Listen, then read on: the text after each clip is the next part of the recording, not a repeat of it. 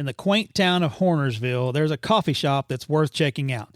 Boot Hill Brew, situated at 416 Main Street, offers more than just coffee. With an impressive menu featuring over 50 drink options, including specialty coffee, Red Bull, and Alani drinks, it's a haven for coffee enthusiasts. Owner Winter Cogburn eagerly awaits your visit. Mention the Almost Brothers podcast to receive a generous 15% discount on their already low prices. Don't miss out on this fantastic opportunity. Click on the link in the show notes to explore their Facebook page and embark on a delightful journey to this awesome shop. Would we rather what? Poop in the sink or sink in the poop? That's your boy. That's your son, and I'm not. I'm not. So...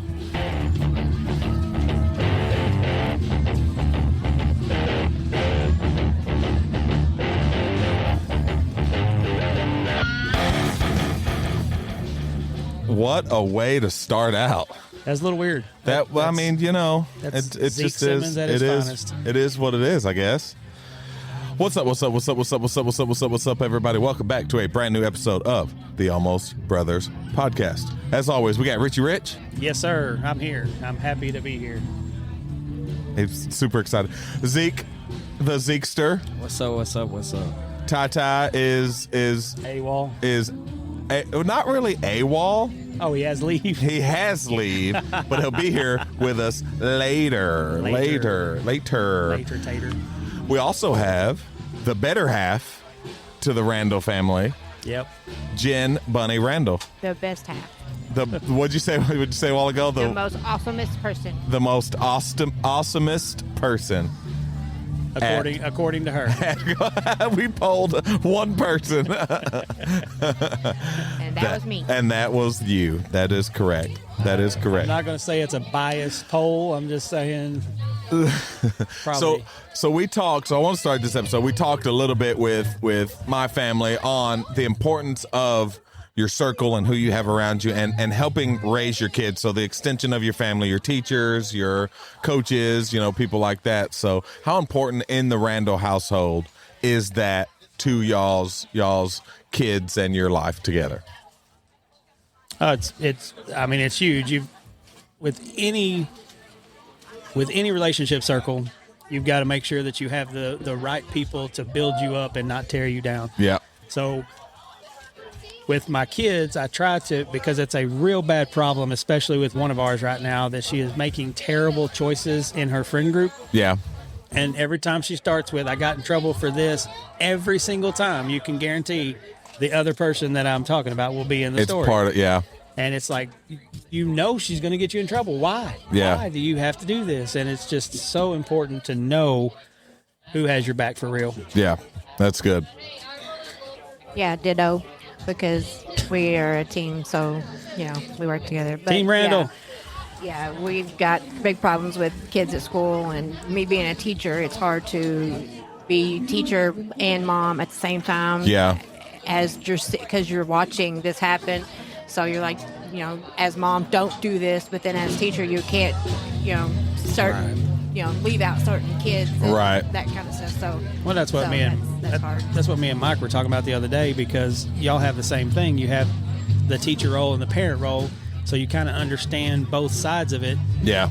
But I only have the parent role, so I get to just be mad. Right? Yeah. He just like, oh, the teachers stink, and it's been a lot of those conversations where you say, oh, the way they're doing this, the way they're doing that. I'm like, I get what you're saying, Rich, but you also have to look at the teacher side of it and how they have to do things, because that was a big thing. It's Blaze, just dealing with Blaze and stuff like that. And I'm like, and I'd be upset as a parent too, but as a teacher, you're given this much time, you've got to get everything done, you got 20 kids, and it's a hard balance. It really is. Have you found that hard for you to kind of? Absolutely, especially when my kids get in trouble or something, and the principal will call, and she's like, I need you to come to the office as a parent, not as teacher. And I'm like, oh, no. Crap. What happened? Can I come as teacher instead? At least thank you. Yeah, thank you for the warning. Yeah. Zeke, how's it for you to be in school and have teachers or friends that are friend or teachers that are friends with your parents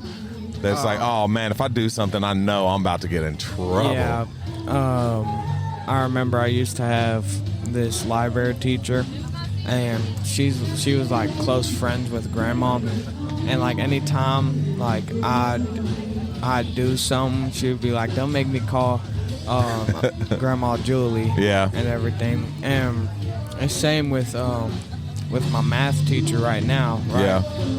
Mr. Nolan, he's pretty chill with me and everything because he knows y'all like, pretty well. Yeah. That should be a strike against you that he knows Mike. And you've been muted. So, no, that's a bonus. I saw that coming. How many times do they send your kids to your classroom when they get in trouble, or they? I've had 2 of my kids in ISS with me, and That's so. I mean, Blaze was the very first one, which I never dreamed that would happen. Yeah. But yeah, I've had 2 of my own in ISS, and it was difficult for them to understand as I'm not mom. Right. I'm the ISS teacher. You are in trouble. Yeah. You know, that's why you're in here. So it was hard for them too to understand that, but. Yeah, so They thought it was take your kid to work day. Right. Like, oh, we get a day off. Like, no. Hold up now. No, you do not.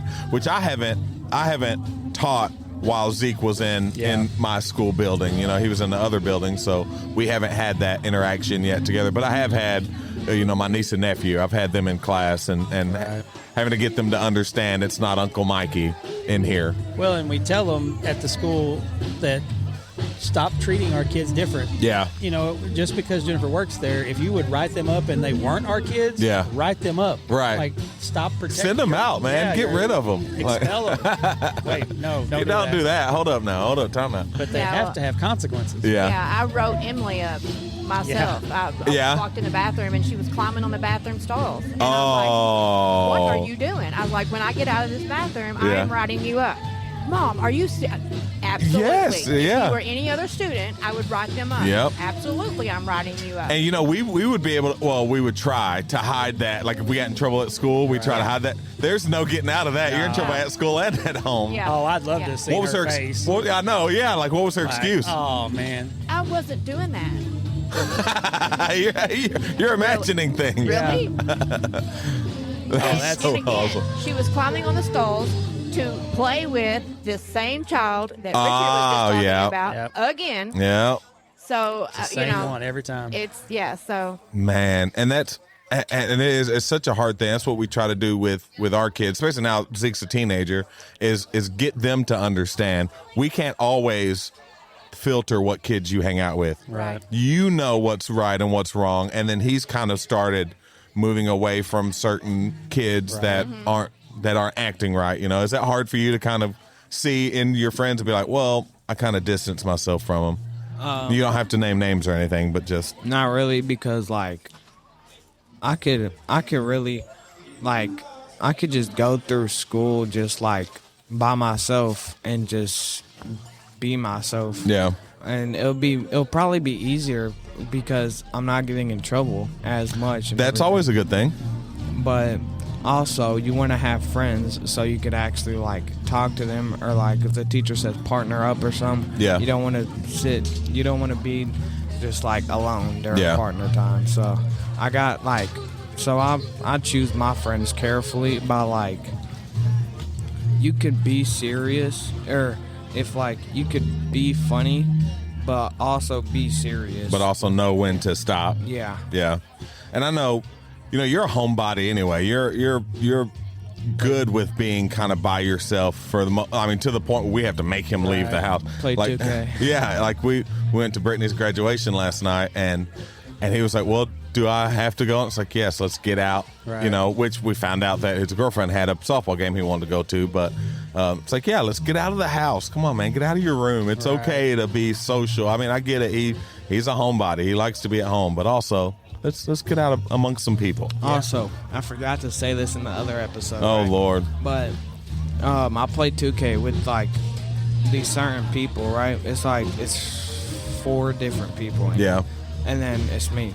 And they live in like North Carolina. Yeah. And I've got to I remember you was telling me about this group. I've got to like talk to them so much that they've basically became like like brothers basically, but they're like 23 or something like that years old. They're in their 20s and everything. Yeah. And they like give me life advice when I'm texting him. Yeah. That's very cool. As long as it's good life advice, that's fantastic. Right. Yeah. Which again, you kind of raise your kids to the point to where they can kind of think for themselves in those. So it's like, hey, you should know pretty quickly if these are good people to be talking to or not. Well, and that's something that Zeke has that a lot of kids his age don't have, is that maturity to know, okay, I don't need to be around you if you're going to be doing nonsense. You know, it's not every kid his age has that. Right.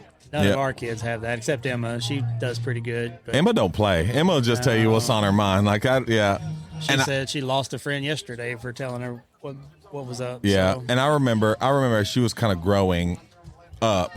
You know, I was like, man, I really thought, I was like, man, Emma's going to be the problem child. Like, Emma's going to be the one that, like, because I seen, like, man, she's got y'all two under her family. Like, man, and I could not be more excited to be completely wrong. Yeah. I mean, it just seems like which of course every kid gets in some trouble, but it just seems like she is so level-headed. She's a pretty good kid. Like, it just I never have to get on to her. I'm just like, she's usually got a good attitude. It's like, man, she's awesome. If only Luke could just get some of that, you know, it'd be. Luke's doing better. Is man. it? He really is. Come on, that's what I'm talking about. He's starting to. We're getting him to understand that he has to listen. Yeah. And that's his problem. He just does not listen to what. And I know we were talking about. Like with Blaze, we're going to try some stuff at the church to really accommodate. Right. You know, is that hard for y'all to accommodate for his, you know, disabilities as a family? Yeah. Yeah, most definitely, because we want to treat him like his own, you know, like all the other kids. Yeah. But then again, we have to stop and remember that some stuff is way too loud for him. Some stuff we go to, we need to bring earphones or, you know, something. But we don't think about that because, you know, just it's hard. It's hard to, and then we have to bring chargers and stuff for his. Well, and for the listeners, it's deaf. For the listeners, he wears cochlear implants, you know, for his ears, and it's been awesome to watch him start to talk and start to interact, you know, because for years he didn't do that, you know, so. I know that brings its own different set of having to deal with, you know, especially as a kid getting into trouble. It's hard to discipline them when sometimes he just can't hear you, you know. And he doesn't understand stuff to his age level. Yeah. Because he's so far behind from being, you know, for not being able to hear for so long, and he's so far behind. So when you tell him something, he's just looking at you with a dead stare, like, no clue. And he's got to.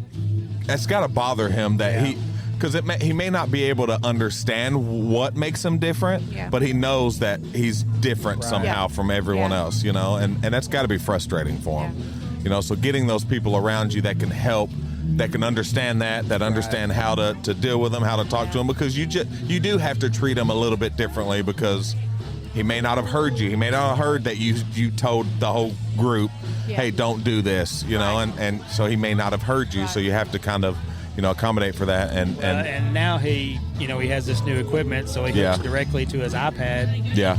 And it's just amazing because every once in a while he'll just start laughing at whatever he's watching. Oh, yeah. He's just such a happy kid all the time. Yeah. He has every reason not to be happy. And isn't it cool that technology has gotten to the point to where that can happen? Yeah, it's insane. You know, 20 years ago that wasn't an option. Right. You know, so it's cool to have that be a part of it. How important is y'all's friends, Jennifer and Richard, y'all's friends in helping you even raise kids? Oh, dude. Yeah. If it wasn't for our friends, then I don't know where we would be. I think we would just be lost. Really lost. Well, we wouldn't go anywhere. Yeah. Right. There's so many complications with a family our size. It's a bunny rabbit. With a family our size, that we can't just go and do anything, you know, unless we have that village to help us. Right. It's huge. Yep. And that's the same with us that we talked about is and we have two in the house, you know. So even that is super important to have just that little circle to help keep our kids in line when they're out of our sight. Yeah. You know, we talked to Coach Stucks, and we talked to a few people on even that extended, teachers and coaches and you know, church family. It helps you raise the kids, helps keep everyone in line, and helps you keep an eye out where maybe you can't. You know, so it's important to have that circle But I don't know. of friends. I don't know how many times I've heard, you know, one of our church family get onto our kid, or I've had to get on to Zaylee or whatever, you know. Yeah. And it's just nothing, because they know that any adult that they know they can trust. Yeah. So if it's just really, really good to have a group of people that you can trust Yeah. around you. Yep. And being part of that. Absolutely, man. Yeah. Absolutely. So are y'all ready to adopt another child? Dog? Absolutely. Dog? Is that what you said? Dog? Oh, would you say absolutely? I was waiting for an absolutely not. Really? Oh, man. She Yeah. She would have 3 more kids today. I would.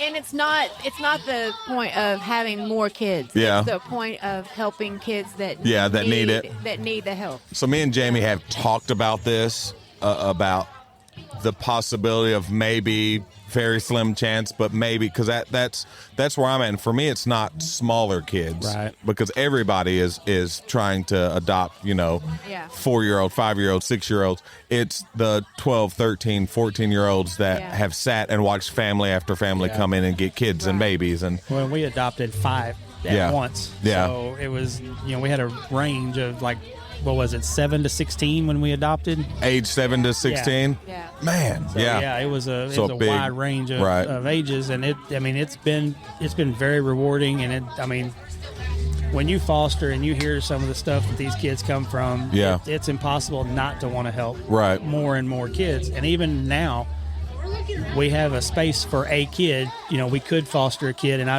really would like to. I just don't think I have the energy anymore. Right. Well, and then that starts coming into it, where you kind of age out at some point, to where you may be helping emotionally, but even physically playing with them and teaching them is harder to do, you know? And that's where our, not the age so much, but the time ability that a kid would need. That's the big thing for us, is trying to see if we have time to even be able to do that. Yeah. You know, so it's definitely something it's an important part of the state's, you know, taking care of these kids, because there's way more kids that need help than there are foster parents. Yep. Yeah, for sure. It's a big thing. It's at the school. You know, you see all these children that need someone to help them. Yeah. And you can hear all the horror stories and all and all that, and it's difficult to see each child, and you know what they're coming from. Yeah. And it's just, so you try to do I try to do my best as to, talk to them and smile at them and give them all the encouragement I can while they're there. Right. While you have them, like, even at school. Well, and that's what Zeke said. You know, he's got younger kids that kind of look up to him as a bigger brother, so even the impact that he's trying to make at school and the time he gets with these kids is something that we all kind of strive to do and be a part of, is helping, because some of these kids don't have a stable home to go back into, so that's super important. See, who's some friends that maybe you had in school that did that for you? That kind of were those big brothers or whatever for you, or even in youth group, you had the Randall boys, you had, Journey is definitely one of them. Yep. Tristan, Easton, all them, Hunter. Yeah. They I kind of looked up to them and all that. I'd go for Journey for help for basketball or anything, and they'd cheer me on and everything during the game. Yeah. So yeah. And you could see that as soon as you got excited when he showed up to your game. I mean, you were pumped. That's the same with Papa Frank. Yeah. When he shows up to my games, I'm excited and trying to do everything. Yeah.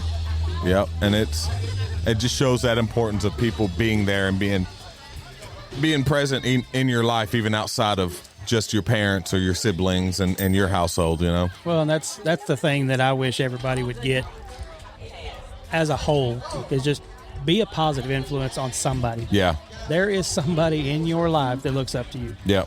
Just be that mentor, be that teacher, be that positive influence in their life that they can look up to and really strive to be. Absolutely. Yep. And that's our time to get out of here.